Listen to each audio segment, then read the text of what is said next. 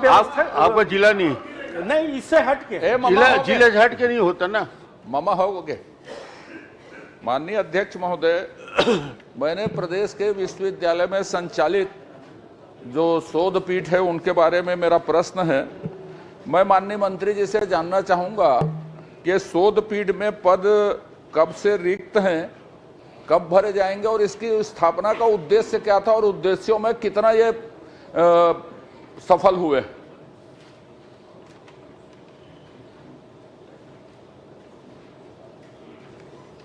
माननीय अध्यक्ष महोदय, रविशंकर विश्वविद्यालय में गुरु घासीदास शोध पीठ की 2017 में स्थापना हुई। कुशाभाऊ ठाकरे पत्रकारिता जनसंचार विश्वविद्यालय परिशिष्ट में है ना, आप सीधे उत्तर में आइए। हाँ, परिशिष्ट में है वो सब। मैंने कहा ये गठन के उद्देश्यों में कितना सफल हुए हैं और दूसरा ये रिक्त पद कब से हैं और कब तक भरे जाएंगे, मेरा पहला प्रश्न ये है। माननीय अध्यक्ष महोदय, जहां तक जानकारी है, इनके गठन के जो उद्देश्य थे वो उद्देश्य पूरे नहीं हुए हैं, पूर्णतः पूरे नहीं हुए हैं।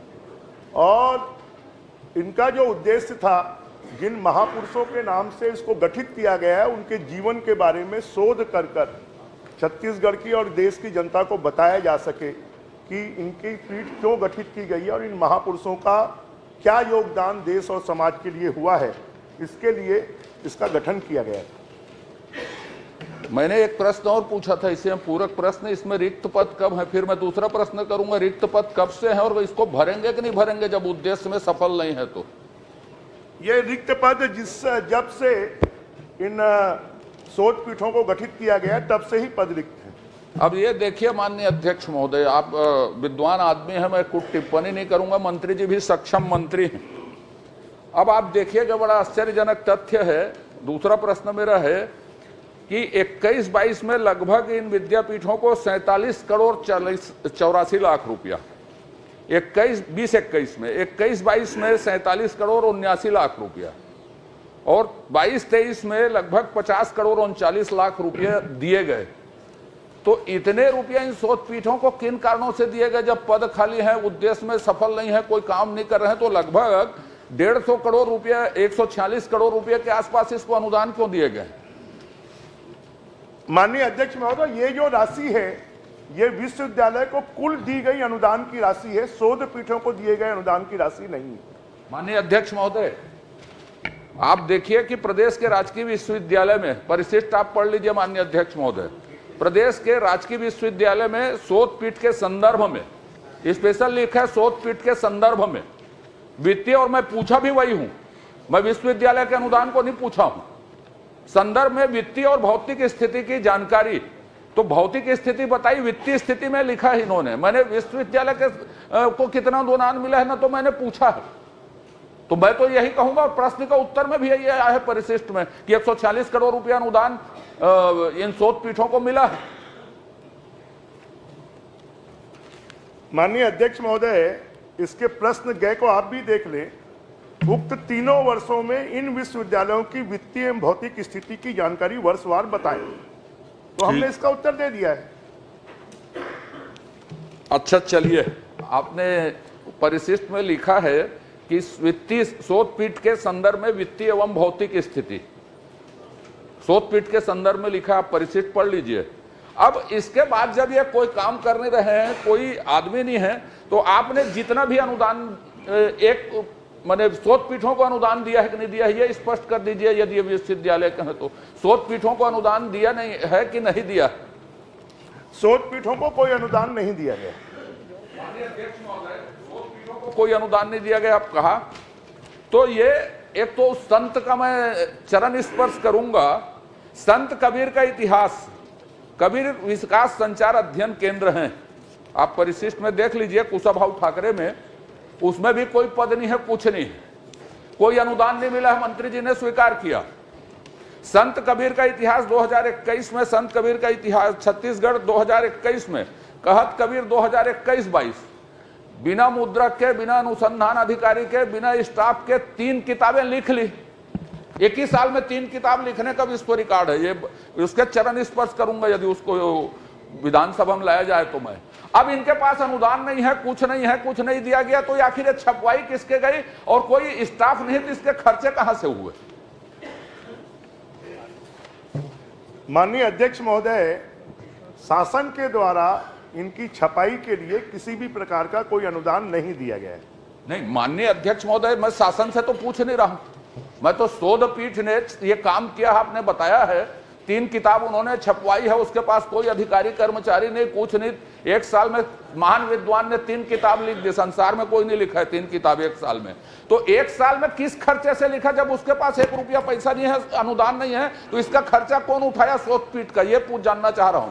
शासन ने दिया या नहीं दिया, मेरा विषय नहीं है। विश्वविद्यालय ने दिया कि अपने जेब खर्च से किया, कि चंदा लेके किया, कि किसी एनजीओ ने अनुदान दिया, कि यूजीसी ने इसके लिए प्रोजेक्ट स्वीकृत किया? क्या कोई तो होगा, कुछ भी जादू से तो नहीं होगा ये। इस बारे में शासन के पास में किसी भी प्रकार का कोई रिकॉर्ड नहीं है। जिस विद्वान के बारे में बात कर रहे हैं, उन्हीं विद्वान ने अपने खर्चे से कहीं से पैसे मांगकर किस प्रकार से किया, इसके बारे में शासन को कोई जानकारी नहीं। माननीय अध्यक्ष महोदय, ये उत्तर सही नहीं है। माननीय अध्यक्ष महोदय, जब ये प्रश्न के उत्तर में आया, मैंने पूछा शोध पीठों ने क्या क्या काम किया, तो काम के उल्लेख में आपने 3 किताबों के, एक शोध पीठ का, कुशाभाऊ ठाकरे के, एक शोध पीठ ने 3 किताब छापी हैं। तो छापी है तो कैसे छपी, क्या छपी, कहां से खर्च आया, किस तरह से आया, जिस चीजों का मैंने उल्लेख किया, इसका उत्तर तो आना चाहिए माननीय अध्यक्ष महोदय। वो विद्वान ने किया हो, किसने किया हो, विद्वान ने भी किया हो, तो आपको जिम्मेदारी से यह बताना चाहिए कि विद्वान ने खर्च किया है इसका और इतना पैसा खर्च हुआ है, यह मुद्रक प्रकाशक ये है करके, जब उत्तर में आया है वो विषय। तो माननीय अध्यक्ष महोदय, माननीय सदस्य की चिंता जायज है, क्योंकि पिछले 5 सालों में शोध पीठों के लिए कोई अध्यक्ष नियुक्त नहीं किया गया, शोध पीठों ने कोई काम नहीं किया। मैं माननीय सदस्य को, विद्वान सदस्य को इस बात का विश्वास दिलाता हूं कि आने वाले समय पर सभी शोध पीठों का संचालन सुगम रूप से हो। ये हमारे छत्तीसगढ़ के ऐसे लोग हैं, साहित्यकार हैं, लेखक हैं, पत्रकार हैं, वरिष्ठ जन हैं, इनका सम्मान बढ़े और इसी के लिए इन शोध पीठों की स्थापना की गई है।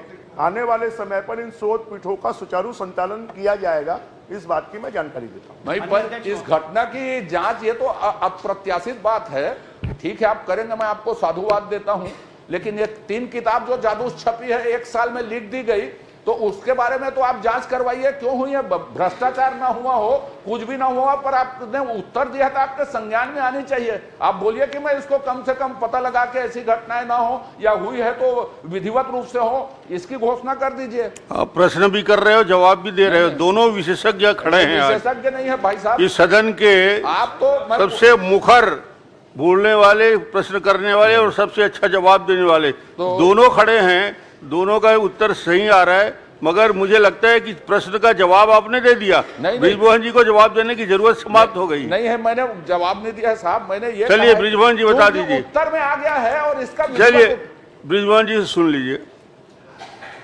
अब माननीय अध्यक्ष महोदय, गुरु घासीदास शोध पीठ पिछले 5 सालों में इसका अध्यक्ष नहीं बनाया गया।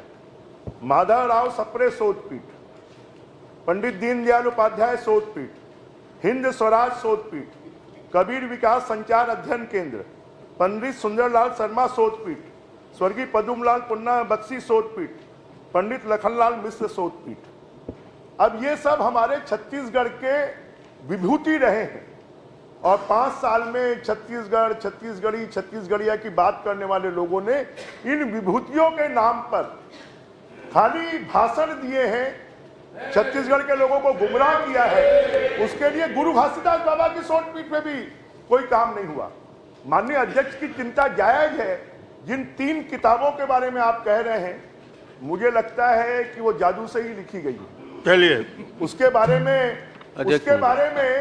निश्चित रूप से आपने, क्योंकि विभाग के पास में इसकी कोई जानकारी नहीं है, आपकी चिंता है। मैं सहमत हो गया साहब, लेकिन विभाग को इसका उत्तर भी नहीं देना था जब जानकारी नहीं है।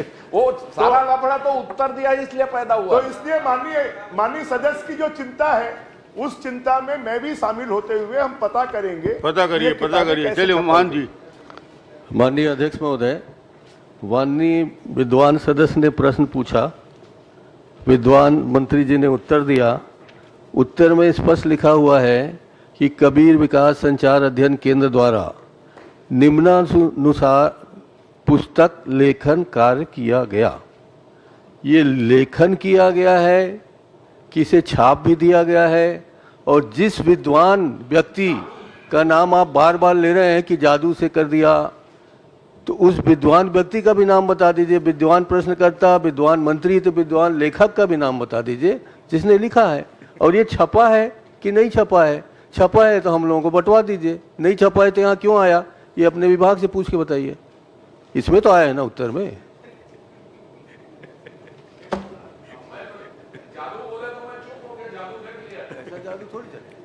कोई जवाब है कि आगे बढ़ जादूगरी तो जाएं? इतनी जादूगरी नहीं चलेगी सर।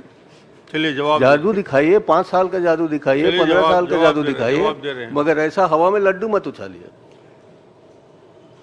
माननीय अध्यक्ष जी, माननीय नेताजी जवाब चाह रहे हैं, मैंने लगभग जवाब दे दिया है। और मैं सोचता हूं कि जो 3 किताबों के मामले में बात मुख्य रूप से चली है, उसके मामले में विभाग निश्चित रूप से पता करेगा कि वो कहां से कैसे उसकी छपाई हुई है, कैसे लेखन हुआ, विभाग पता करेगा। और विभाग पता कर निश्चित रूप से अगर आवश्यक होगा तो ये जानकारी माननीय सदस्य को उपलब्ध कराएगा। महान जी का कहना है कि यदि लिखा वो है। उपलब्ध हो जाए, कहीं मिल जाए, तो सदस्यों को बंटवा दिया जाए, इतना ही बात। नहीं, विद्वान जिनने लिखा है उस विधायकों को बंटवा दिया जाए। नहीं सर, लिखा है, ठीक उसका है, नाम क्या है? उनने खुद लिखा है, लिखा है। अजय, तो इनके अजय उसका नाम बताना क्या है? अरे वो देख लीजिए, देख लीजिए। बैठ के प्रश्न मत करिए, बैठ के प्रश्न नहीं करेंगे। जब माननीय महान जी प्रश्न कर रहे हैं तो आपस में बात नहीं करिए। मंत्री जी, आप भी बैठ के बात माननीय कर रहे अध्यक्ष हैं। महोदय, मंत्री जी माइक चालू है और माननीय सदस्य से वो सवाल पूछ रहे हैं बैठे बैठे। नहीं ठीक ही, ध्यान रखें। चलिए आप आखिरी प्रश्न करिए, नहीं सर, मैं तो आखिरी, पहला ही प्रश्न आखिरी है। पूछ लीजिए। मैं पूछ रहा हूँ, मुझे लिखा है कि लेखन कार्य किया गया है, ये लिखा है। वही तो मैं बोला, किताब मिल जाए तो बंटवा देना। नहीं तो लिखा है कि छपा भी है। वो कबीर के अनुयायी हैं और उनको लग रहा है कि कबीर जी के नाम पर भी ऐसा घपला उनकी सरकार कर सकती है कि कबीर मैं तो और इसलिए लिखा वो है, चिंतित है। निश्चित रूप से उनकी चिंता में मैं भी शामिल हूं, और वो किताब अगर मिल जाएगी तो आपको हम उपलब्ध करवा देंगे। पूरे विधायकों को बंटवा दीजिए। ठीक। सर अध्यक्ष महोदय, कबीर साहब ये कहते थे, लिखा लेखी की है नहीं, देखन सुनी की बात भी नहीं चलती, वहाँ सिर्फ देखने की ही बात चलती है। जिसको आपने आंख से देखा है तो बताइए। देखा सुनी का अनुपालन किया है उस मंत्री जी ने, लिखा पढ़ी अब नहीं इतना किया। छूट मत दीजिए अपने वो विभाग लाइन के को। लिखने वाले को हम दोनों मिलकर उनको अब प्रणाम प्रणाम कर लेंगे करते हैं ना, आप करेंगे, मैं चलिए, मैं बहुत जाके हो भी गया। प्रणाम कर सकता माननीय हूँ। अध्यक्ष जी, हो गया, धन्यवाद। माननीय अध्यक्ष जी, कुल सिंह राठिया जी।